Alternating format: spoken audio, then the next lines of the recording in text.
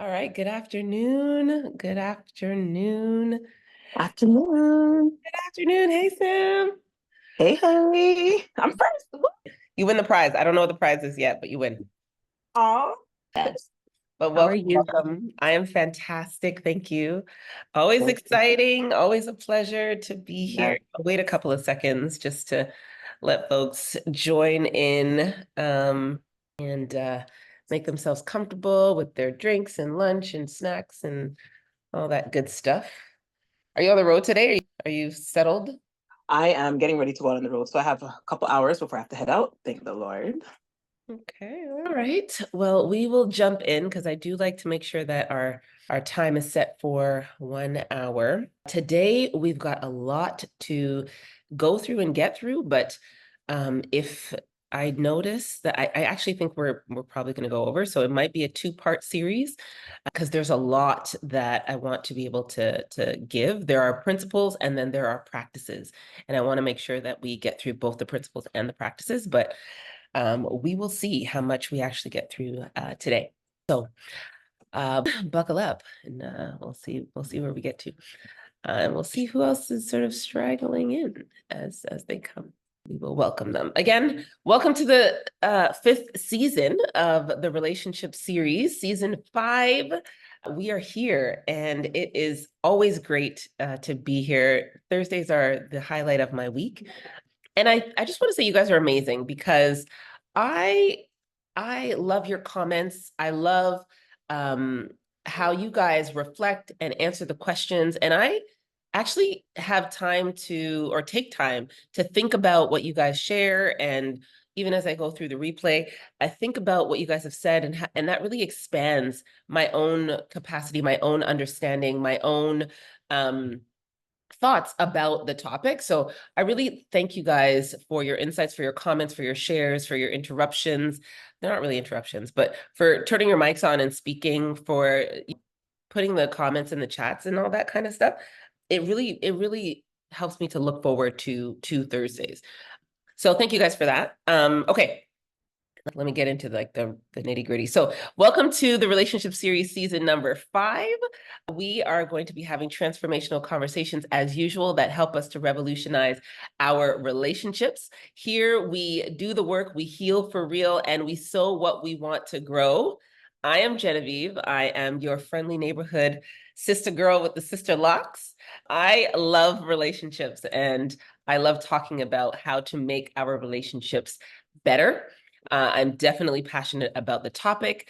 Our vision here at the Relationship Series is really to share with people how to pursue connection over currency. So, pursuing quality relationships over money or material things in order for us to find the main source of value, fulfillment, and joy in our lives. So yes, everything is necessary. We do need to make sure we are secure and safe, and we have shelter and all those things. But the foundation of what we build on really does matter. And here we have sort of a saying: we're created for relationships, and so that is the foundation that we build on as our main source of value in our lives. This is our book season. So we've been going through books as a source of mentorship, as a source of information, and particularly, of course, how we can use those books and the information therein to help us to revolutionize our relationships. I really believe that books are one of the most underrated sources of wisdom ever, because a lot of us don't read books.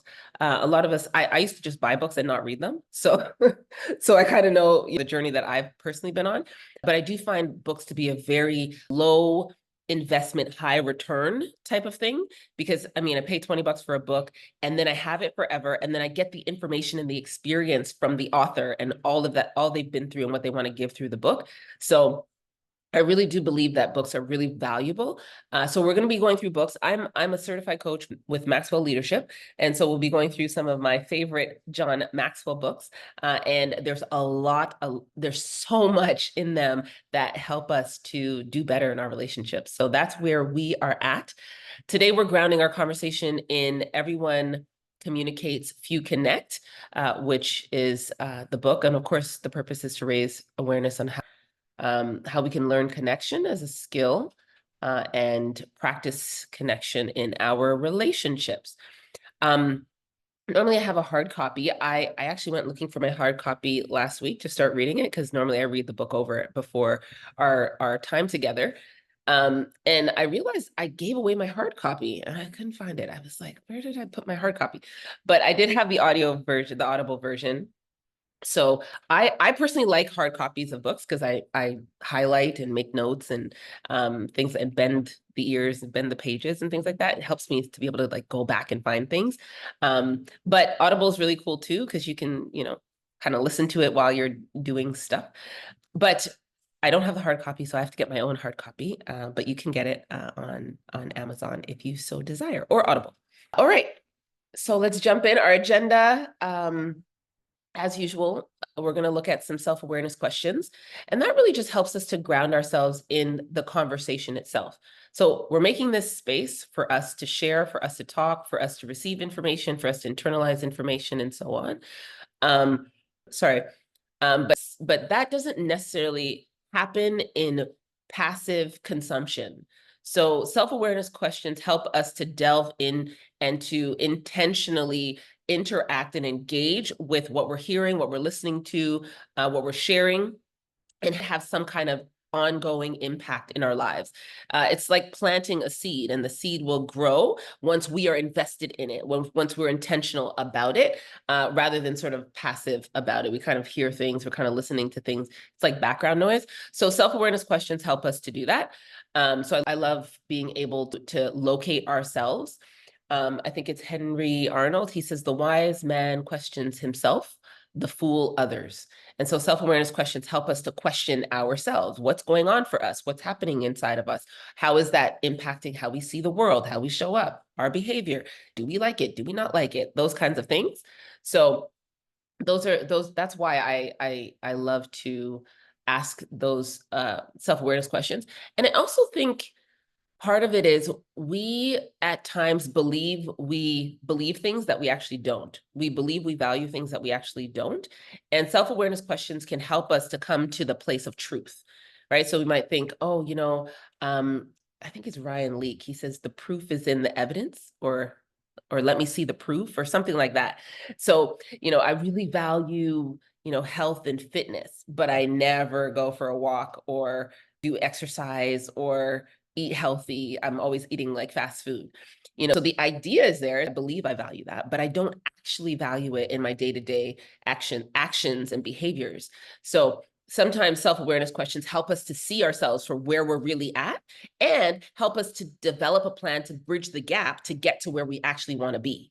So it's like, I want to be excited about health and fitness, or I want to be invested in health and fitness, but I'm not quite there yet. So maybe I need to stop buying chips and cookies and perhaps buy some more vegetables, or whatever the case is. So anyway, self-awareness questions. I'm making a case for, I feel like this is about self-awareness questions today, but I'm making a case for the question process, because I want us to lean into thinking about what's really going on for us. And I think that helps us with this particular topic. So when it comes to connection, because it requires for us to know more about ourselves so that we can be vulnerable and share more about ourselves, and to do that in a transparent and honest way. And those are some of the components that are required for deep, intimate connection with other people. And sometimes we think, we value connection with others. For some of us, it's not important yet. We may not see the value in it. And for some of us, it comes very naturally. Some of us have more of a natural affinity towards others, but I really want us to ask some of the questions so that we can recognize how learnable this skill is. People come to therapy for this stuff, right? They come and they say, hey, I want to learn how to better connect. I want to learn how to make friends. I want to learn how to be more social. We have buzzwords, trendy social cultural words, introvert and extrovert, and whatever. We like organizing things in categories, but the truth is, at the end of the day, the fundamental requirement, need, desire for humans is to connect with other humans. And so developing that skill is very important. So self-awareness questions, we'll go through some quotes, we'll go through the principles, we'll go through the practices, and question and answer is sort of like the end thing. But again, I am interruptible, so we don't ever have to wait till the end for question and answer. We can turn on our mics, we can talk, we can share, and I love the fact that you guys do that. So thank you so much for that. All right, let's jump in. First question. You guys have heard me say it over and over that we are wired for connection. We are created for relationship. So my area is very clear. Okay, we know what Jen is going to choose. So for a lot of people, there's an area of your life that you're not satisfied with, and that you might be actively complaining about or venting about, or working towards improving. So I want you to take a moment just to think about one area of your life. If you could choose only one, what area of your life would you want to improve today? Just one. You could only work on one. Your resources, your energy, your attention, all of that could only be directed towards one particular area of your life. It could be making more money. It could be, I don't know, spending more time with your family. It could be like physical health, getting better. Maybe you're battling a chronic illness or something. Like just think about that. And for a lot of us, it might be the same as myself, cultivating better relationships with others. But just think about the areas and maybe throw it in the chat or throw your mic on and let me know what area you would decide to work on if you could only choose one area. And give 8 seconds. Any thoughts, any ideas, any shares? What area would you work on if you could only work on one? Simone says effective communication, spiritual awareness. Yeah, Anne-Marie. Yeah. Anyone else? Anyone else? Any specific areas that you would work on if you could only choose one? Living at a more desirable location. Yeah. Ooh, physical space. Big deal. Huge deal when it comes to like our comfort, our psyche, psychological home. Yeah. Knowing my calling. So sense of like purpose, knowing what you're supposed to do, sense of direction. Yeah. So when we ask ourselves these questions, these are the, Rhonda says, cultivating relationships. These are areas that stand out for us as areas where we are not getting we're not seeing the results that we want to be seeing, right? And it's so interesting. I actually didn't anticipate this, but those are all areas that have nothing to do with, actually maybe one, have nothing to do with like getting more stuff, like more material things, right? Oh, I need a different car, or I think the different location is interesting. I'm sure there are underlying reasons for that.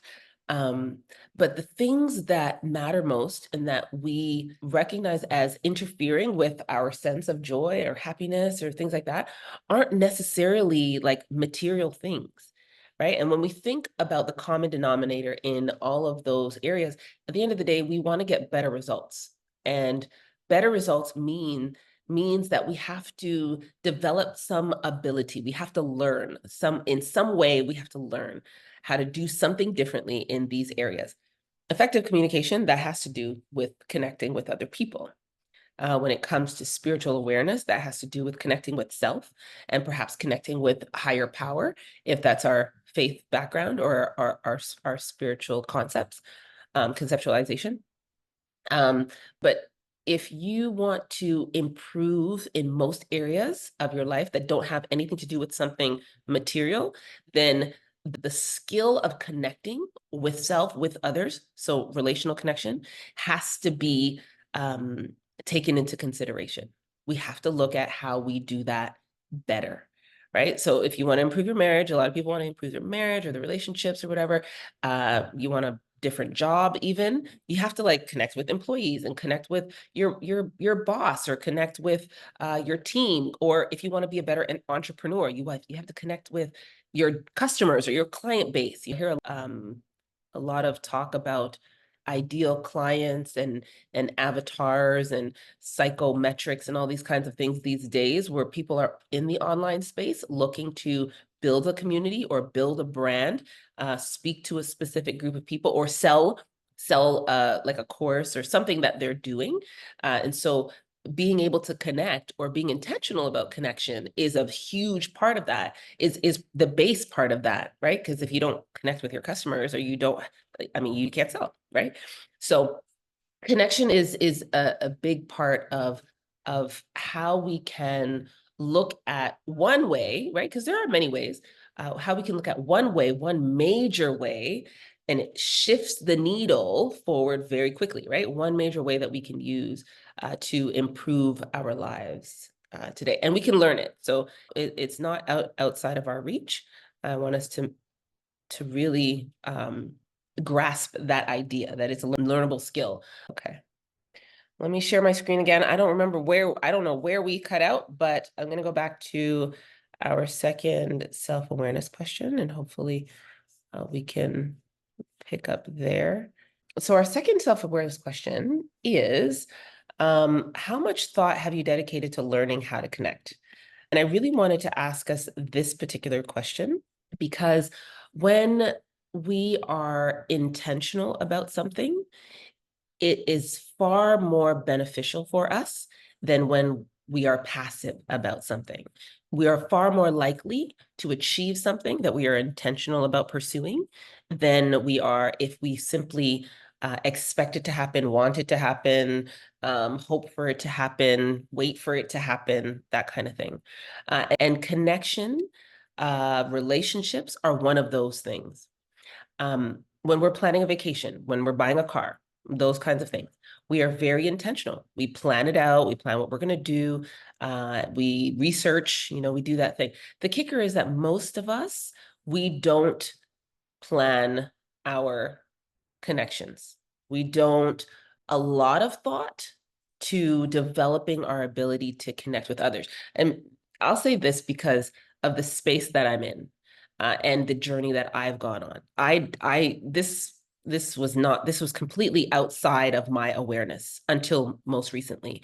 This idea of learning to connect better with other people. I never thought of this. Nobody ever brought this to my attention. Most people just said, well, this is the way I am. Accept me as I am. So I was like, oh, well, this is the way I am. I might have an RBF. I might be kind of, miserable and moody at the end of the day. I might be very spaced out and dismissive at the end of the day, but that's just who I am, right? I can't change who I am. That was the mentality that I grew up with.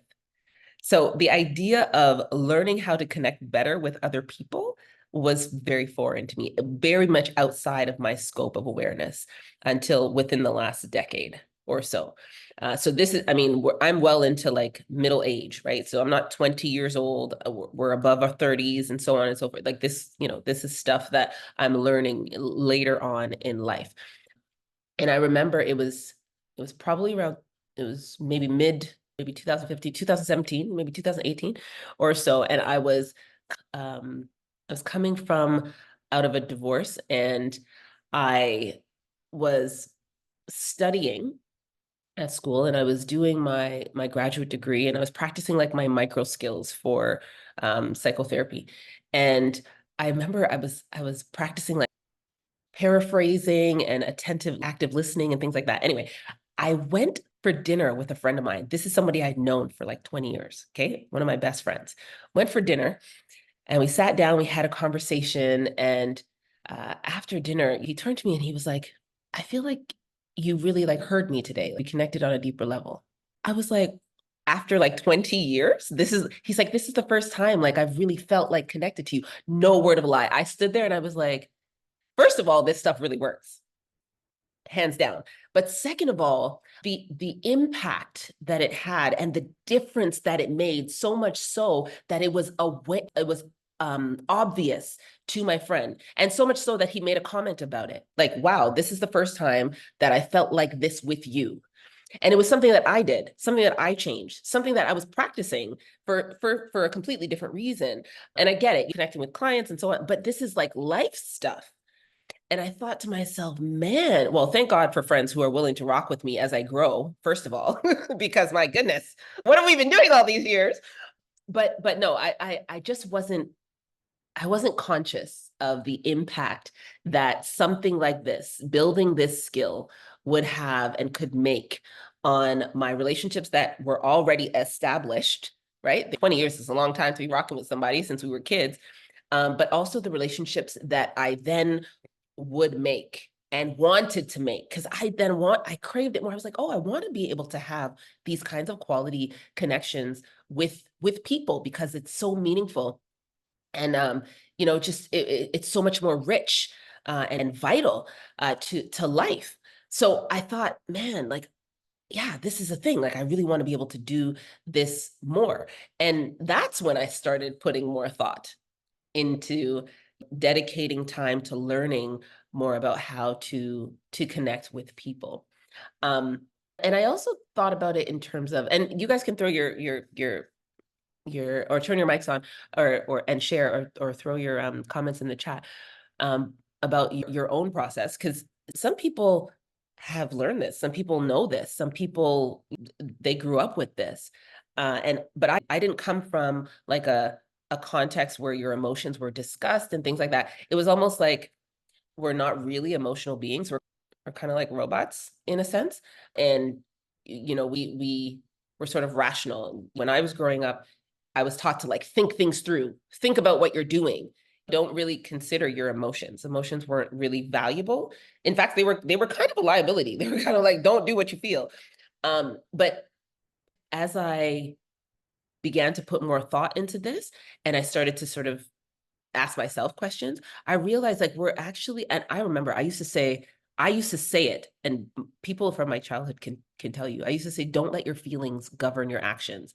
And while there's a measure of truth to that, there was also a devaluing of emotions in that statement. And I just realized as I grew up more, like in connecting, there's like an emotional connection that happens with other people because we're emotional beings, right? I know we kid ourselves into thinking we're rational, especially men. They're like, oh, I'm logical. Men are more logical. Oh my God, I've heard this so many times. It's ridiculous. And just because you say something doesn't make it true. Listen, stop. Okay, I'm going to get my soapbox. I think there's danger, let's say, in saying something like that, because then what we do is we make invisible, or we don't pay attention to how big and how important our emotions are. We are emotional beings. The best things to life are left to emotions. We're driven by emotion, and especially men. Like, I mean, if we look at, especially when it comes to like statistics, we look at the numbers on domestic abuse and violence and people that kill their partners and things, that people that blow up and can't handle their emotions, dysregulation of emotions.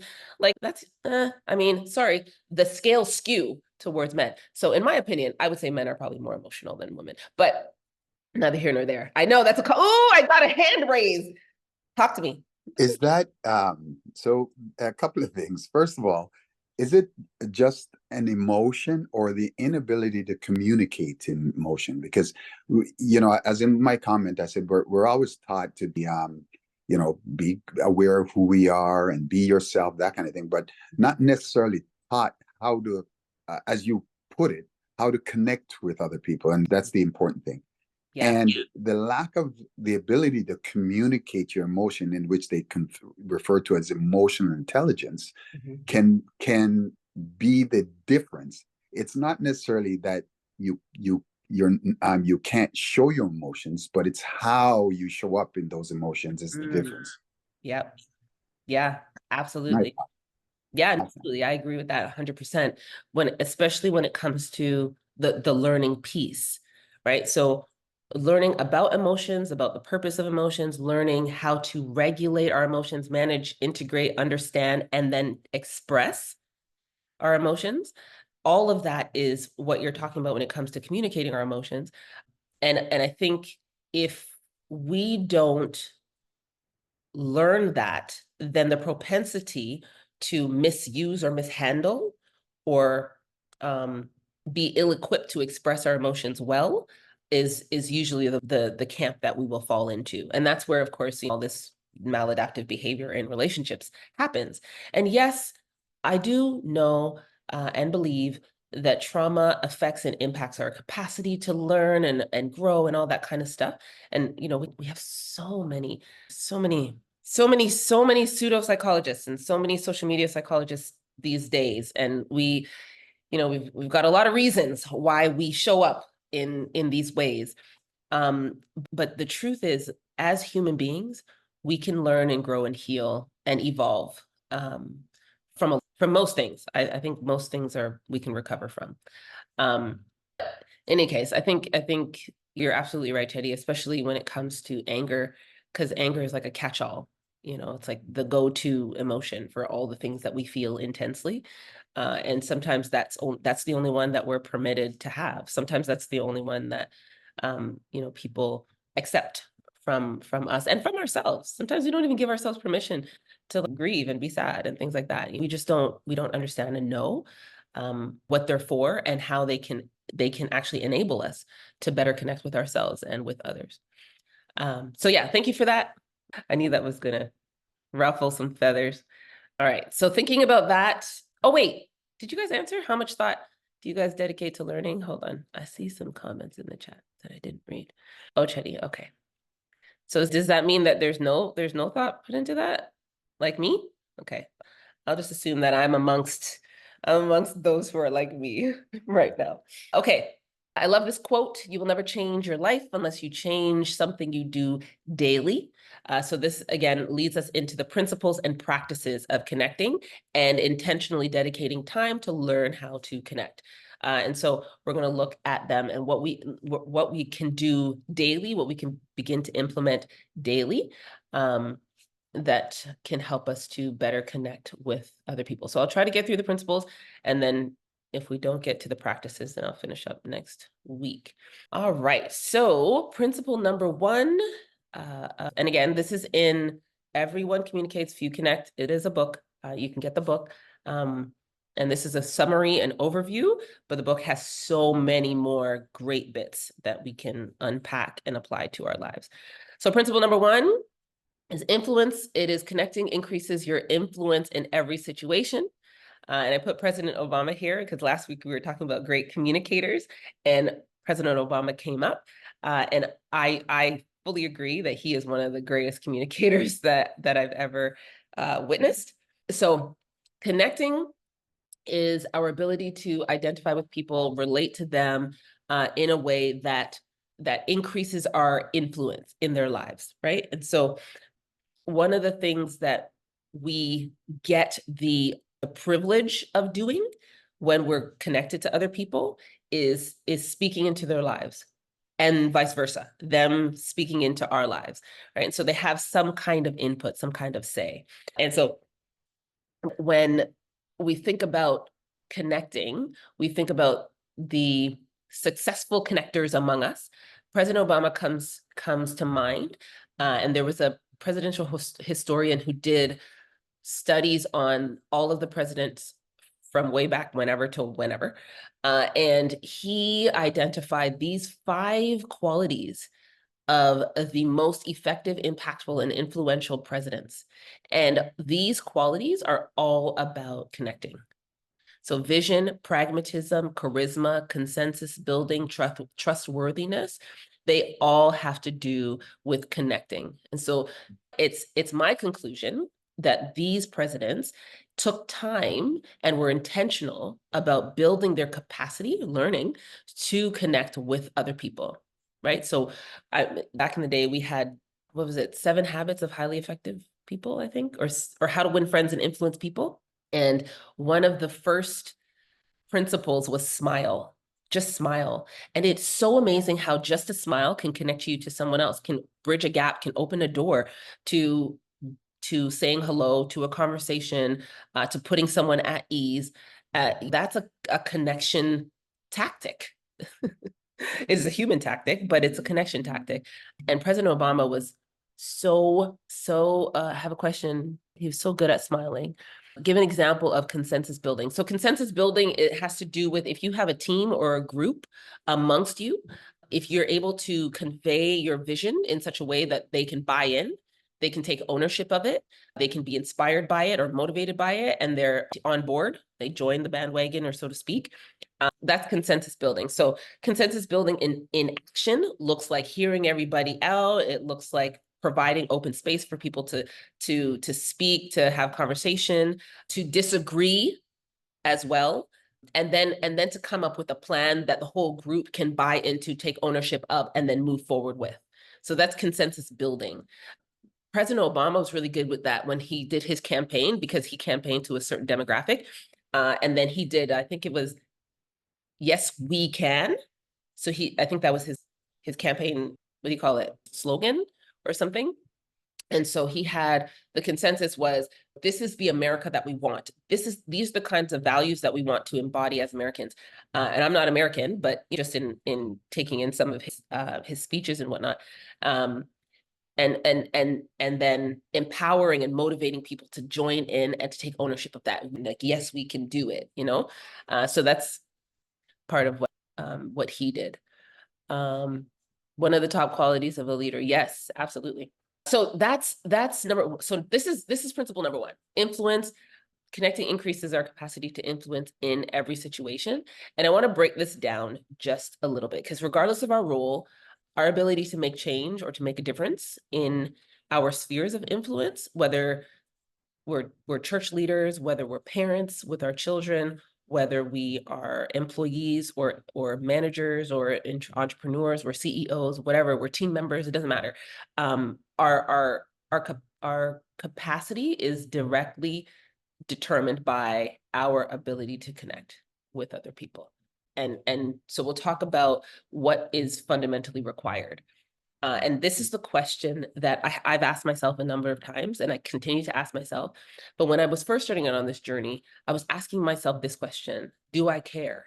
Right? So do you care? Because connection is grounded in care. It is rooted in care, right? Telemetrics conducted a study. They did 1,600 executives. So these are people that work in high levels of Fortune 500 companies and so on. And they found a direct correlation between achievement, how far they went, how much they could do, and the ability to care for and connect with people. And so when they were able to care for and connect with people deeply, they achieved more. They did more. They could accomplish more because they had more of a team backing them. Right? We're better together than we are alone. That's the premise or the idea. It doesn't necessarily take research studies and so on to come up with this, but it helps. Evidence-based research helps us to better receive and internalize concepts that we may not naturally gravitate towards. You might think, well, and this is part of how I grew up. I think I can do it on my own. If I need to get something done right, I do it by myself. I can't trust anybody. I can't ask anybody for help. I can't rely on anybody. That might be a mentality and a way that you've done life. And so the idea or the concept of caring for other people, joining with other people, teaming with, that might not be naturally ingrained. And we might not be, willing to be open to that or to accept that. And so this is why research studies are helpful for us. We're like, oh, well, it's in the numbers. If thousands of people are walking through this, maybe I could consider it. Sometimes it helps. So the question that I would ask is, do you care? Right? Because if you're attempting to do this and you don't care, then we're bordering on things like controlling other people, things like manipulating other people for our own good, our own purposes, and harm at the end of the day. Right? And so we have to really look at, what would I call that? I don't know if you guys have a word to describe that, you can share it with me, but basically, do I care is the question. And really, maybe truth is it. Like, do I really care? And I didn't used to care. I'll be very honest with you. How then do you explain dictatorship?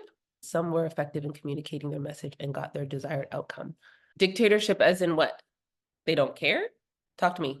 Maybe you Well, can't. so, for example, some of the effective qualities of a leader, you have people that were not considered the most desired or loved leaders. However, they were effective in what in which they did.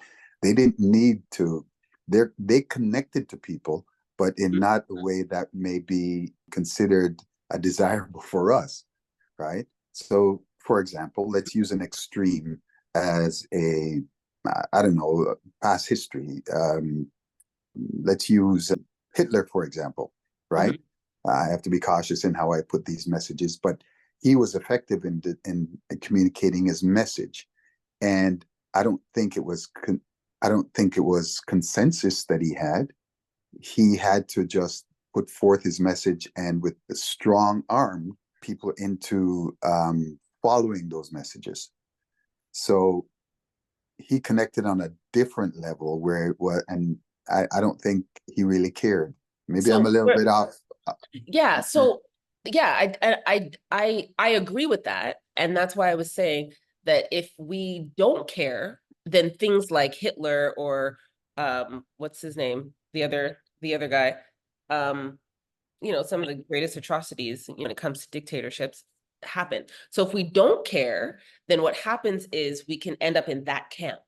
We can end up in that space where we are controlling people, we are manipulating people, where we are harming people, right? So when we're talking about connection, I mean, just like anything else, can have really great results and can have really detrimental results, right? And so the way that we go about it, and we're talking about revolutionary relationships, we're talking about quality relationships, we're talking about healthy relationships, healthy connections. And so if we want to move in that direction, we have to check ourselves. What are our motivations? What are our internal desires for this thing? Right. So if we want to connect with people and have influence in some way, do we want to control them? Do we want to harm them? Do we like that's the other side of the coin, so to speak. Absolutely. I think that's why I proposed the question. I just Yeah. wanted to see, I just wanted to be the devil's advocate for a minute. Yeah, no, but that's a great example of like, connection and sort of desire for influence gone amok or run amok. And I think even in that, we can ask the question like, what do we care about? Right. So the dictators among us may care about having the power. They might care about their agenda. They want to get something done. They might care about their personal value. I think I don't remember. Listen, I'm not a history major, but the dictators' belief system comes into play. If they really do believe in a thing, I believe that all of these people should live and these people shouldn't. They believe it so much so they have such deep conviction that they're willing to like kill and murder and steal and all these things for it. The premise is still the same in terms of like their internal value system. They believe what they believe to the core, right? And they're exercising their capacity and their ability to mobilize people to exert power and influence in order to get their objective done, right? But anyway, we digress slightly. But I think that's a great example to be very honest.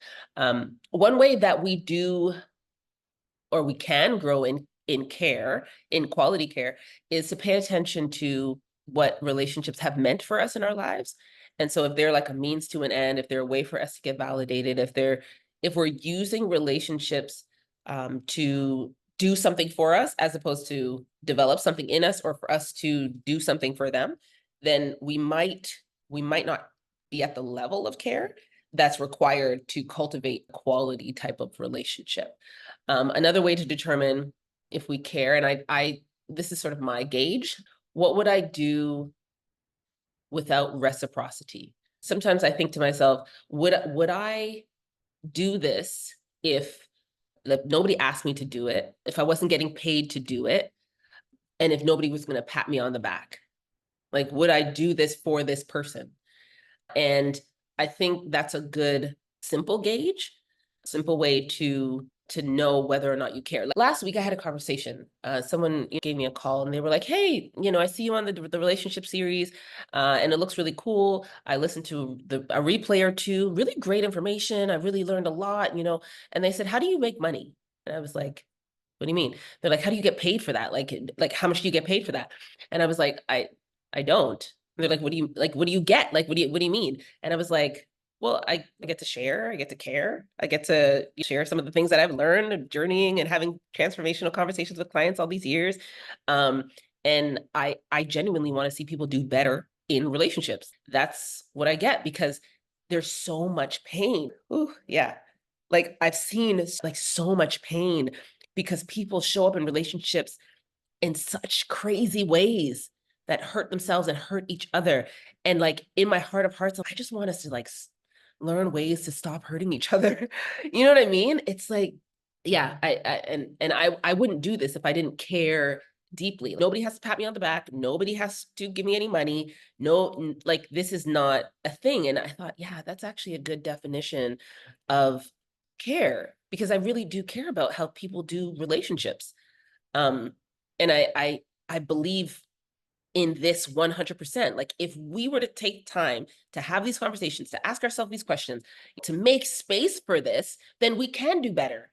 It can happen. We can do better. We can have better relationships, and we can stop hurting each other. And like, I just see so much pain that can be avoided if we develop the ability to value ourselves and each other and our relationships. And the assumption is that money is an important thing. And yes, we all need money to live and so on, but it's not the most important thing. It's not the thing that we can go to the bank with, pun intended.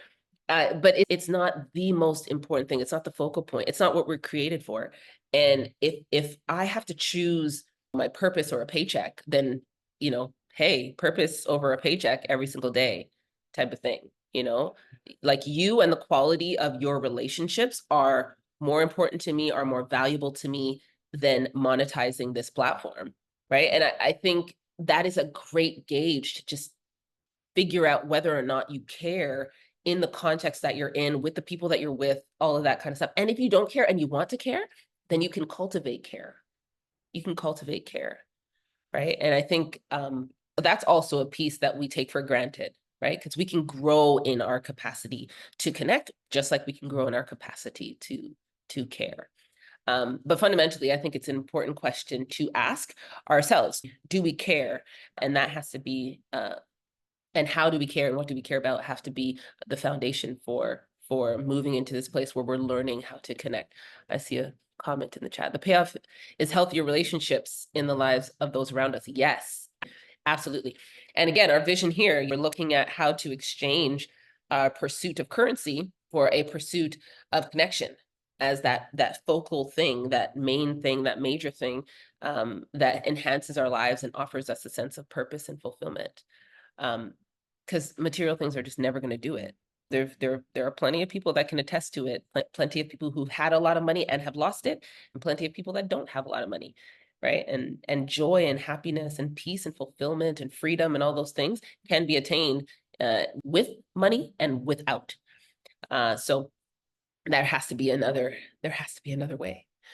Okay, let's jump in. Okay, so connecting principles for influence. This is just an opportunity to locate yourself. So just look at where you're at on the scale, not for the purpose of judgment, just for the purpose of awareness, right? We can't change what we can't see or what we refuse to acknowledge and accept. So this is for growth and transformation purposes, okay? And I get it. Sometimes there's like grief and regret, sometimes guilt involved. We're low achievers, right? We're like, oh man, I haven't been connecting and I don't know how to connect. And I went through this as well. And that plays a role in the process of getting us from where we are to where we want to be. And so walk through it, right? I've been there, but let growth and transformation be the goal, right? Your ultimate pursuit, as opposed to, oh my goodness, I'm going to wallow in self-pity because I've been such a terrible connector. And I did that for a little while too. I was like, man, I suck at this.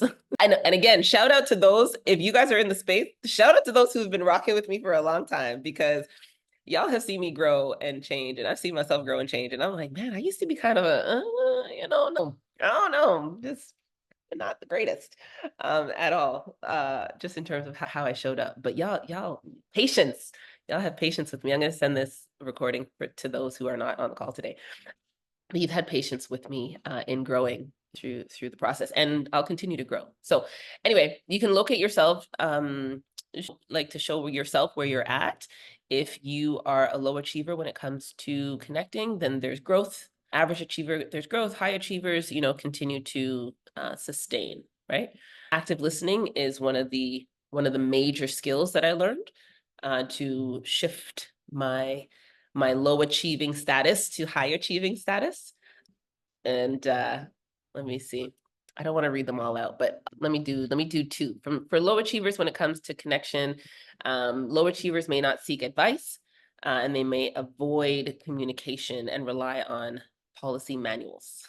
So avoiding communication looks like when there's difficulty, when there's challenges, when you don't feel good, you don't really express that. You kind of just You know, you might stay silent or pretend that things are okay, things like that. And then high achievers would look at seeking advice from others, asking questions, being open to conversation, and actively listening to others and sharing as well. So those are some differences between how you can show up well and connect, and you're maybe not showing up as well as you can for connecting. We are at principle number 1. There are 5 principles and 5 practices. Guys, so this will, and I knew it too. I was like, no, this can't be done in one sitting. So we'll definitely have a part 2 of this. I'll get through hopefully the next principle, principle number 2, and then for the next 3 principles, 3, 4, and 5, and then the 5 practices, we'll go through them more quickly next week, because I love you guys sharing and just like letting me know how you guys are thinking. Okay. These are signals that you've been connecting or you are connecting. So when you start seeing these things happen more, you'll know that connection is improving for you. I come again from the basic premise that we're created for relationship, and that doesn't mean that we know how to do relationships well. It just means that we are uniquely wired for relationships and connection. Okay, so it's like we have stomachs, so we know we are designed to eat food, to consume food and digest it. It doesn't mean that we do that well, because we have lots of obese people who are eating themselves into death. And then we have lots of people who have anorexia and all these kinds of, it doesn't mean we do the thing well just because we're created to do it, right? So we have to learn how to do the thing well, right? And then of course the complicated stuff becomes even harder to do. So here are some signals for connection. And then of course, connection is most likely to happen on a high level when we are intentionally choosing to do these kinds of things, right? And so I love a couple of them here. I'll throw them out. Extra effort. So people go the extra mile. I love that principle. You get out what you put in. Go the extra mile. Right. And this is not like I want people to give me something or do something for me or whatever, just as just a natural outpouring of who you are and how you are, just like, oh man, like I really want to connect with this person and that's my value. I don't want anything in return. I don't need nobody to pay me. I don't need anybody to pat me on the back. I don't need anything in return. But I'm just going to go the extra mile for this person because I love them. I care for them. I want them to know that. And that's it. As a human being, I want to be good at what I'm born and created to do. Right. And so that's one. I love that. And then in the far right corner at the bottom is unconditional love. People are accepting without reservation. And I think that is a high and lofty place for us to get to. But it's attainable on a human level. I don't think it requires perfection. I don't think it requires for us never to make a mistake. But I think it does require a certain mindset, a certain mentality, right? And so I'm going to love this person out of me, as opposed to I'm going to love this person because of who they are and how they are and what they do, right? So they're two very different perspectives. So those are some connecting signals. Things are moving in the right direction. I'm going to be mindful of the time with us. And so the next principle is others. Connecting is all about others and not ourselves. Ooh, this is a lot. Okay, we're probably not going to get through this one because this is a lot. Okay, why do we focus on ourselves and not others? 1, immaturity, right? We're just not there yet. We don't have the experience. Number 2 is failure to value everyone, right? And so we can ask ourselves questions like, do we discriminate against a certain group of people, or and not for the purpose of like safety, discriminate against people that look like criminals late at night in an alley stuff, but more like, do we discriminate against people based on who we choose to connect with? You look like you have a lot of money, so I'm going to connect with you. Or you don't look like you have a lot of money, so I'm not going to connect with you. You know what I mean? Like that kind of sort of basic discrimination. And I think failing to value everyone comes out of that like discriminatory space, right? Do you talk to people and make decisions about who to befriend and who to date based on what you think they have? You know what I mean? Like that's a really sort of good question. Or do they live in a certain neighborhood or drive a certain car, or, the things that we can see. And then we assign value. And that brings me to another thing. I know we got like 2 minutes. That brings me to another thing, because I've been hearing a lot about this high value man, high value woman thing in our or society. And I want somebody to just break this down to me. Like, how do we assign value to individuals based on the fact that their hair is straight? I don't like, really? Is that a thing? Are we still here? Are we still like, okay, I'm going to go through this principle because I got 2 minutes left. All right. Why do we focus on ourselves versus others and not others? Failure to value everyone. And then ego, when we think about the definition of ego, it's our personal self-esteem or self-importance, not the Freudian definition. And then, of course, we can ask ourselves these questions. These are the questions that we ask of others when we connect with them or when we're attempting to connect with them, as well as the questions people ask of themselves when they are trying to connect with us. So when people are talking to us and when we are talking to them, these are the questions that are going through our minds. And they might come out in different ways, but we just simplify them. Do you care for me? Can I trust you? And can you help me? Do you care for me? Can I trust you? And can you help me? And that's how we come up with the conclusions like, oh, they don't like me, or oh, I don't really like them. I don't really rock with that person. You know, you're saying something like they don't really act like they care for me. I don't really get the care from them. Or I don't really feel like I can trust them, or they can't really help me do anything. I don't know. They might be kind of, off in left field. I don't know. They're saying some things that are kind of lofty for my mind to understand. And that's the same thing when people are trying to connect with us, right? So those are some questions that people ask. And I'm going to ask you guys for 2 more minutes, just 2 more minutes, because I want to finish this principle. And then we will lock it down for today and jump back in at principle number 3 next week. All right. Conversational intimacy is one of the fastest ways to connect with an audience. And one of the ways that I do that, I took it from John Maxwell, because he usually introduces himself. He says, "Hi, I'm John and I'm your friend." So I did it today and I was like, "Hey, I'm Genevieve and I'm your friendly neighborhood sister girl," with the sister locks. And part of that is using those connection words, right? Friendly, neighborhood, sister. Those are things that bring people together, and they're very disarming. They're inclusive. They're embracing. They're warm kinds of words. And that helps us to leverage our strength as those who are intentional about learning to connect. And so part of it is being able to introduce yourself or say hello or smile, things like that in a disarming way. And so I have a lot of people who say, well, my face is just like this, in a frown. Give your face a break. You know what I mean? Smile, right? Because that can be helpful in your connection process. Oh, people don't want to talk to me. I'm unapproachable. Well, guys, come on, we got to get to the place where we're willing to do something. We can't just stay the same and expect for everything to change. It's not going to happen, right? So, part of this principle is looking at others as what is it? Like thinking about others as a motivator for our connection, our learning to connect. Okay, so let's look at this. Connecting principles. Great connectors leverage 5 main areas: relationships, insight, success, ability, and sacrifice. Sorry, spelling error. And these are factors great connectors use to increase the likelihood that people will listen to them. So can we go through them really quickly? Y'all give me 90 seconds or 120 seconds, and I'll go through these really, really fast. Okay. So relationships, the more credible you are, the more confidence people place in you. So if people have confidence in you, they'll trust you and then they'll listen to you more. So relationships have to do with who you know. And a quick way to gain credibility in this area is to borrow it. Let's say, borrow this credibility from somebody that the people, whoever you're trying to connect with, might know. And so I do this when I go into different groups and organizations. I'm a Maxwell leadership coach, so I use John Maxwell's name, and I'm like, hey, I borrow from his credibility. He has, I don't know, he sold like 20,000 million books or whatever. People know his name, so I'm like, yeah, I'm a Maxwell leadership coach.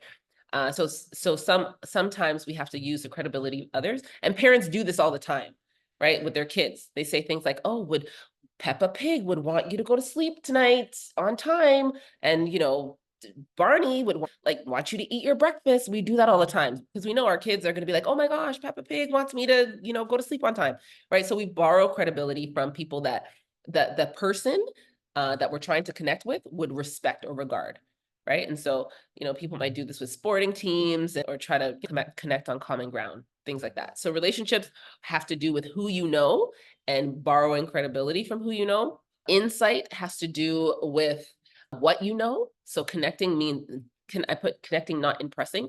What you know, being able to share what you know, but not trying to impress with what you know, right? So if you share an area of like expertise, then you can generously share with others. Just like what we're doing here, right? I know a lot about relationships. Why? Because I've been walking and working with people for years.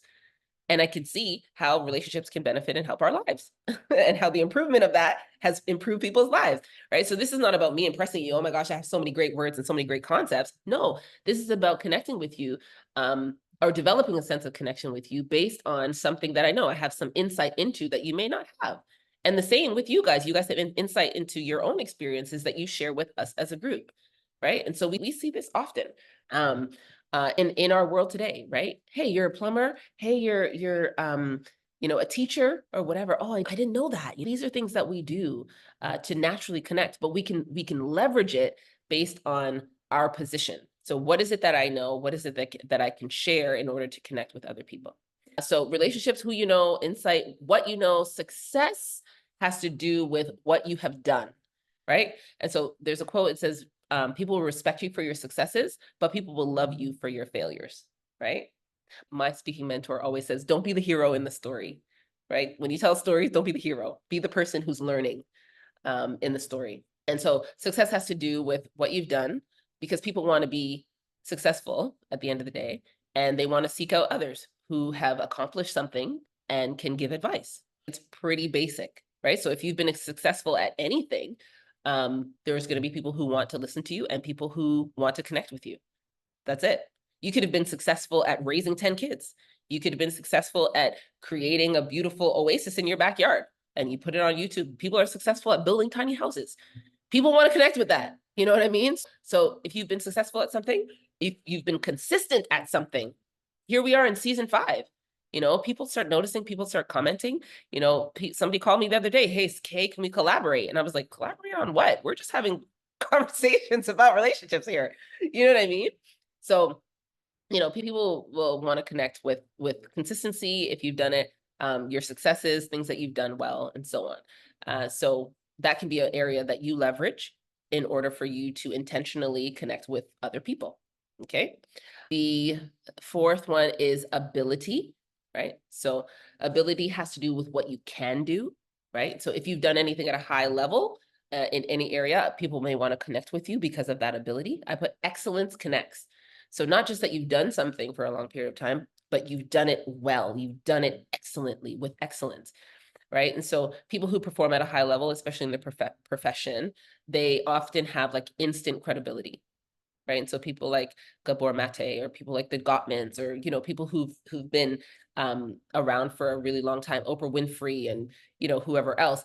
I don't even know what Oprah does. What does she do? Anyway, the point is that excellence connects. If you've done something at a high level, people will want to connect with you. I have an author, one of my favorite authors is Malcolm Gladwell, and he's written tons and tons of books, but he writes in such a different way. And I want to connect with him just because he writes amazing books. He's a professor. Yes, I'm sure he's got a whole bunch of other things going for him, but he does that extremely well. And so that makes me want to connect with him. We can think about celebrities. We can think about our, favorite actor. We can think about, I don't know, athletes. Michael Jordan has made more money in endorsements than he ever did playing on the court, but he got those endorsements because he did basketball really well, right? People want to connect with him because he was excellent at that. So excellence connects. And then the last one is sacrifice. So relationships, insight, what you know, success, what you have done, ability, what you can do, right? So these are areas that we can leverage to connect with other people. And then sacrifice is the last one. And it has to do with how you have lived, right? So change is not an event, it is a process. And we have to think about the life that we've lived and what has happened throughout our lives. So if you've made sacrifices, if you've suffered tragedy, most of us have gone through some kind of suffering, some kind of loss, some kind of painful obstacle. Many people can relate to you because of that, right? And so I started a podcast with my ex-husband. We were talking about divorce. Many people go through divorce. I think that the rate is like 49% or something like that, right? And so what have you done? How have you been able to remain positive about, remain optimistic about, remain strong in, even in the midst of life's difficulties, right? So some parents have gone through, miscarriages before they've had children. Some people have gone through the adoption process and have not been able to adopt a child, or some people have lost a lot of weight. We see a lot of influencers online who show their weight loss journey, right? So the sacrifices that you've made, the difficulties that you've gone through, people will admire that and want to connect with you, right? And so you can leverage that, your journey, the sacrifices you've made, and so on, as an area that you can connect with other people on, right? So those are the 5 areas that you can leverage. And then I'm going to leave it there for this week because we're a little bit over time. Thank you for rocking with me. And the next 3 principles, so 3, 4, and 5, as well as the practices 1 through 5, we're going to go through next week on the relationship series. And this will be Everyone Communicates, Few Connect Part 2. This is the first time we've had a crossover. So I wish I had a slide that said to be continued. But next week, same bat time, same bat place. If you guys used to watch cartoons as a kid, we will be back at 12 noon on Thursday, my absolute favorite hour of the week. I get to rock with y'all. Thank you guys so much for being here. And join us next week for part 2 of the relationship series. See you guys next week. Do you guys have any comments? You guys can throw it in. I'll be chilling here for another couple of minutes. Oh, thank you guys so much. Appreciate you guys. Thank you. Thank you. Let me turn